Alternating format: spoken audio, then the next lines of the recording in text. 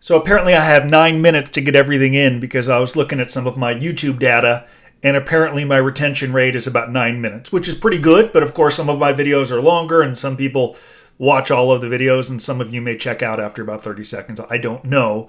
I do know that I want to provide you with as much valuable content as I possibly can. And I'm going to cover a few subjects today now that I only have 8 minutes left. We're going to cover what should you bring with you to prison. I'm going to put in the subject line here, not what you think, because it's a little bit different than what you may think. That's the lead up, so to speak. I'm trying to get you to stay for the 9 minutes. Before I get into that, I want to make sure all of you see the link that I'll put up on the First Step Act. In fact, it's the firststepactnow.com. As many of you know, December 20th of last year, the president signed this massive reform. My business partner, Sean Hopwood, was there at the White House as the legislation was signed. We recently did a group coaching call for about 100 current and former clients were on the call. And it was such an impactful call as Sean gave us more details about the law that we decided we were just going to give it to everyone. So I'm going to post a URL. If you'd like to watch the call that I did with Sean, you can. And you can also subscribe so you're automatically going to get more updates on the First Step Act and implementation moving into 2019. Also, for those of you who have interest in collecting character reference letters, before sentencing, I was always collecting letters, including when I came home from prison. We've produced and written a very easy to digest 50-page course on collecting character reference letters. So just so I don't forget, I want to make sure all of you know that you can get access to that course. I'll put up, I think it's characterletters.com if you'd like to learn more.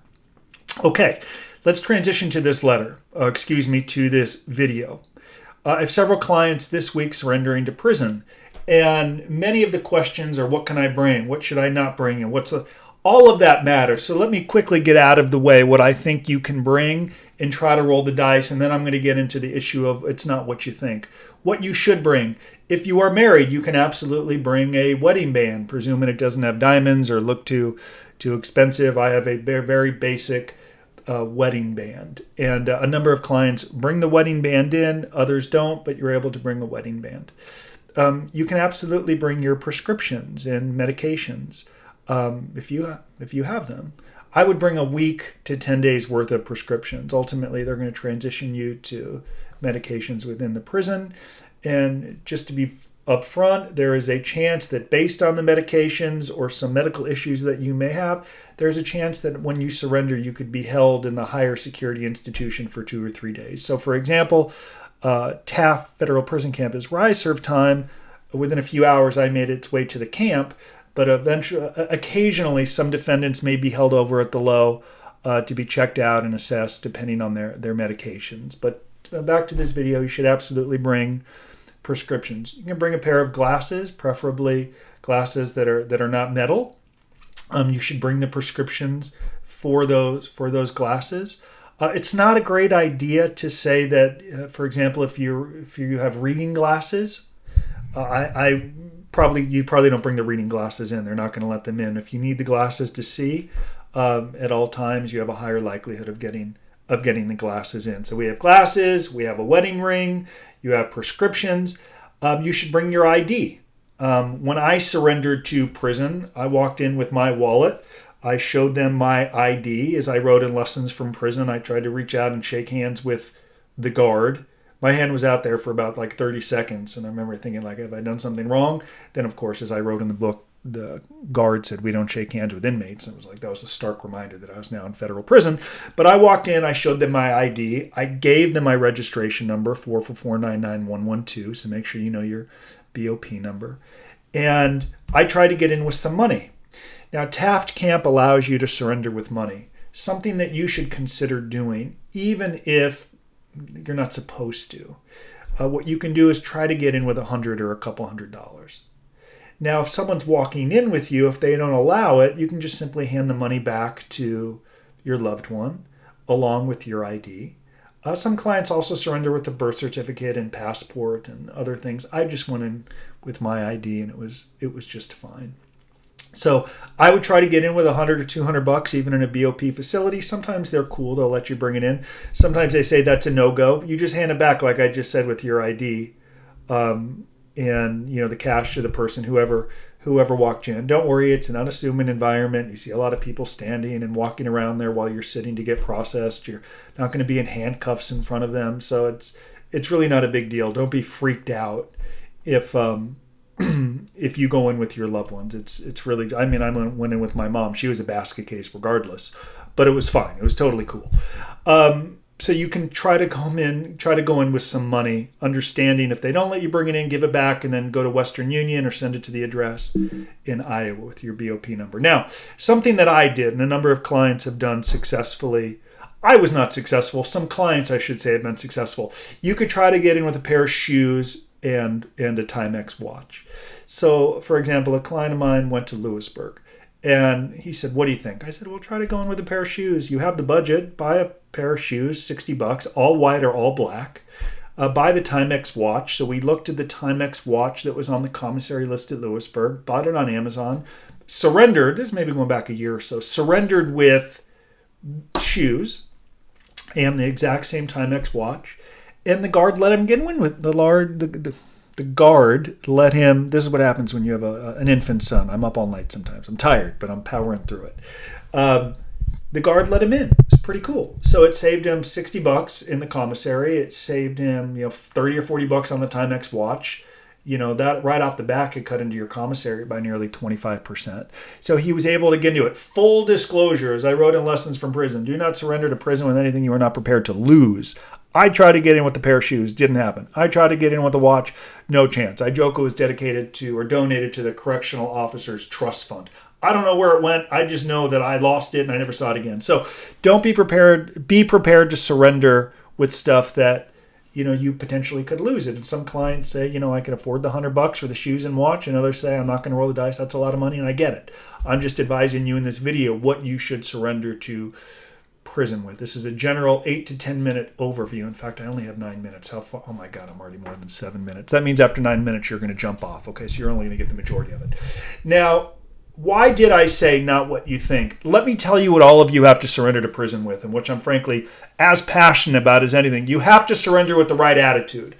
Now, I know I'm not doing the Tony Robbins thing. That isn't my shtick. I turn down events where they want me to be the motivational speaker because I don't think what I did in prison was motivating. It was simply accepting responsibility. So let me be clear. The right attitude, in other words, you should expect prison staff to have nothing coming your way. If you are surrendering, hoping to be reformed, hoping that they're going to take you under their wing and tutelage and guide you and educate you and prepare you, like I've said, that's believing that Philip Morris doesn't want you to smoke cigarettes. You've got to prepare to surrender and bring with you the idea that you got nothing coming. And you know what? That's fine. The majority of your time in prison or growth is going to be self-directed, self-paced. The reason that I call them guards is because I saw them guarding. I don't call them correctional officers because I frankly never saw them correcting. Maybe that's disparaging. I'm sure there are pockets of guards that truly do correct. I'm sure. I just didn't see them. A number of my clients haven't seen them. And I don't like when I get a call from someone who's home from prison or they're in the halfway house and they'll say they didn't do enough to prepare me or they're not helping me get a job in the halfway house. If you think the government, who has an incentive to lock you up, has an interest or incentive to help you get a job, then we need to have a separate conversation. So all of you need to surrender to prison along with your prescriptions, some money, your ID, a Bible, a wedding band, etc. More important probably than anything besides the prescriptions is the reality that you should not expect them to do anything to help you. And you know what? It's fine. Okay? I want to manage that expectation now. I got a sense of pleasure in a weird way of not, I didn't need anything from them. And when guys wanted more halfway house time or they lamented or complained that they weren't getting more halfway house time, I knew that if I did that, it was going to backfire. I knew they're going to, probably it would work against me. So when they told me I was going to get 45 days in the halfway house, I said, thank you. When they told me 90 days in the halfway house, I said, thank you. When I put an initial job transfer and they didn't approve it, I said, thank you. When they did, I said, thank you. It's all good. It's all fine. So I beg all of you, as you make that path to prison, that trek to prison. By the way, drive slowly in and around the prison. There's a lot of these prison towns. They'd love to give very expensive tickets, so drive slowly as you get there. As you surrender with everything, as I wrap up this video, which is more than 9 minutes, which means that the majority of you are actually not watching this and I'm talking to myself. Surrender with the right attitude, the expectation that you got nothing coming from prison staff and you don't need it. Use all day, every day to prepare for the inevitable obstacles that await you on the other side. Avoid the gossip, the nonsense, the iPhones, the hustling that is pervasive inside all of these federal prisons. And if you can do that, both avoiding prisoners that cause trouble and recognizing that as you surrender, you do not need anything from staff, you will become self-reliant. And I'm writing about that actually in a third book that I hope to have out next month or in April that I'll be happy to give to all of you for free. A book I think I'm going to call Living Deliberately, that talks about some of my journey on branding and marketing in the 10 years that I've been home from federal prison. It all started from the inside of a quiet room at Taft Federal Prison Camp, of staring into a wall and thinking, what do I want to become of my life?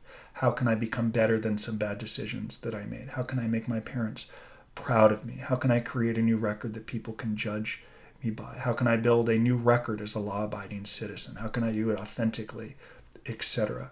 I didn't need staff for that. I just needed some peace and quiet, and I'm lucky to be an introvert where I don't really need to be social and spend time with a whole lot of people, so I don't get lonely. I enjoy spending time on myself and reading, writing, thinking, and creating, which is how I will wrap up this video.